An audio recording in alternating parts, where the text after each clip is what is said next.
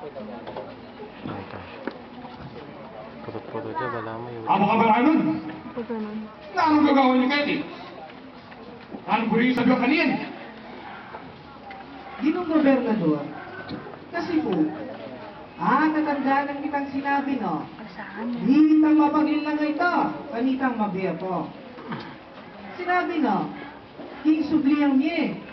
May ba't? Ning atlong aldo. Nung malyari po sana, pakibanteye, mahigpit ni kututa na.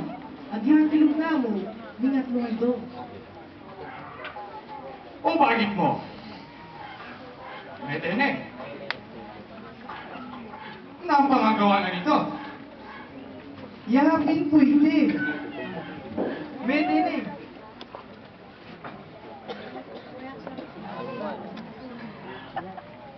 Mas delikado ba po siguro? Itang bangkay niya mo. Sabihin niyo mo. Tatakot kayo mo. Ang gagawan niyo. Bawa ay makagiyong gawa kaya. Nga anong pangakarapat na? Bigbiget na kayo, kimburi yung gawang kaya. Dapat, igo pa mismo. Kalahin na. Igo pang mipapate. Kasi po, boto, dahil alagad no, munta lagi mo kayang kutkutan.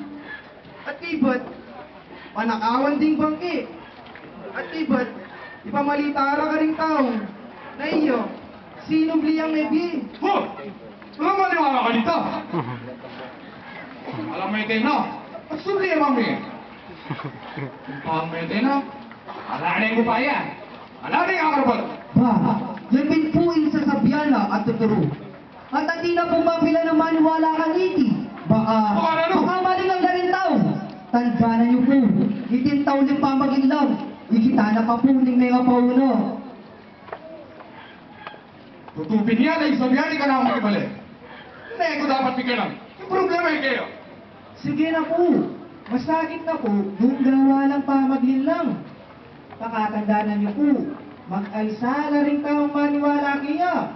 At pag milyari higay po yung unang makaranas, kinuha ni Cesar.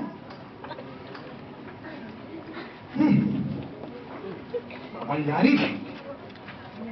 Kuwari, inawad rin tao na ibulis si Barabas ang metong leader na ng rebellion laban kay Roma. Nung misa ni Bilo, ringpwersa ng Jesus at Barabas, uy tanay ng bisa ni kabagsak ng imperyo.